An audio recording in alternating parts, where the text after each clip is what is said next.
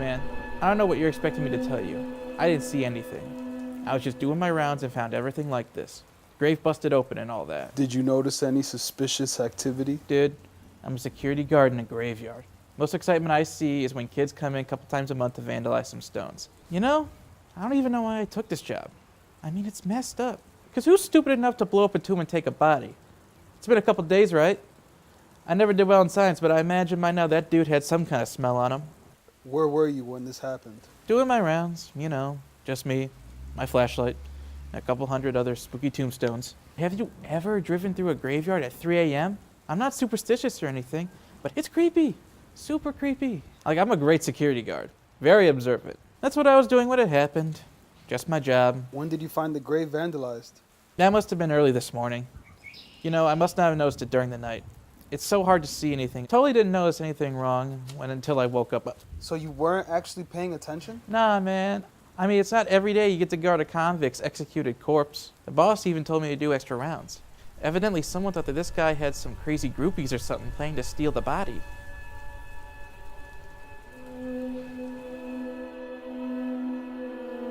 I already testified against the man. What more do you want from me? Even if he wasn't the leader that I expected, he didn't deserve this. I don't belong on this side of the table. I'm the one who cracks the most stubborn criminals. I know how it's done. How do you think I got to where I am today? So when I say he wasn't guilty, I'm not just guessing. I know it. But what was I supposed to do? What happened? You're investigating this without knowing any of the basics. He wasn't dangerous, but I wish he had been. I wish he would have marched the supposed halls of justice and cleaned out that garbage. Why did you do it? I was dealing with a mob of rabid animals. They were all clamoring for his head. I knew that if I didn't give them what they wanted, they'd be after my neck instead. It was a lose-lose. Yeah, the guy wasn't guilty, but better him than me.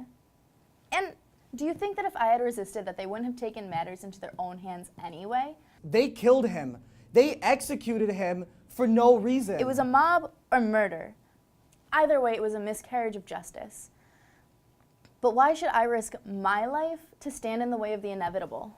Why did you follow him? He was a world changer.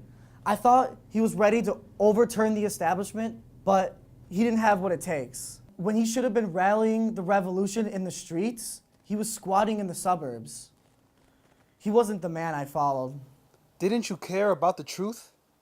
What is truth? I actually asked him this too. They said he was a teacher, a scholar, so I thought maybe he'd have some idea of it. But he never answered me. He never responded to any of it. A complete lack of respect for authority. You know the truth that I saw? This man was a troublemaker, a thorn in my side, a radical and a zealot, determined to bring down those of us whose job it is to keep the peace. He wasn't dangerous. That was the problem. They marched him into the city. They cheered for his arrival. He could have toppled the bureaucracy, but instead, he just let himself be led like a lamb to the slaughter. He may not have been what they said, but he's no innocent. Me, on the other hand, I'm the victim. I shouldn't even be here. I uphold the law. I keep the peace. I do what's necessary. Why did you testify? They were looking for someone to turn on him, and I was the one to do it. So you just gave in? What would you have me do? One man can't change the world, and everyone was calling for his head. Who am I to stand in the way of that? All lives matter. So what's one man's death when more could suffer? If riots would have broken out, who knows how many people could have gotten hurt in all of that chaos? And not to mention what that would do to my reputation. Do you regret his death? I regret everything. I'm not crazy. He's not dead anymore. And I know how that sounds, but it doesn't make it untrue. I know what I saw, and it wasn't grief. My sorrow turned to joy the moment I recognized him. It's a miracle. It's wonderful. He's alive. Who's alive? The teacher, of course, the one whose disappearance you're investigating. His grave wasn't vandalized, and his body wasn't stolen. And he's not a zombie or a ghost, and he wasn't faking it. Your government record should be enough to convince you that he was truly dead. But he isn't. Not anymore. Do you have any proof? I don't know what proof you want from me, or proof that I could give you to convince you that what I'm saying is true. You either believe me, or you don't. I witnessed everything he did when he was alive. I've seen all the good he did before he was executed. And now I've seen him. I've spoken with him. You actually saw him alive? That's what I'm telling you. He was here. I saw him. When I saw that his grave was open, I feared the worst. It wasn't enough for them to execute him, they had to desecrate his grave too. When he appeared, I thought he was one of the vandals. I begged to learn where the body was, but then he spoke, and I saw him. You spoke to the dead man. All he said was my name, Mary. Has anyone ever said your name in a way that it meant something different? Just by the way they said it? It wasn't like he was trying to get my attention or taking roll call. They're just speaking to who you are, who they see you to be, just by saying your name.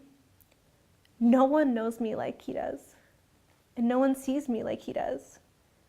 So when he said my name, I knew. What did the dead man tell you? He told me to tell them, all of those who follow him, that he's alive. He was dead, murdered by those he sacrificed his life for. But now, he's risen.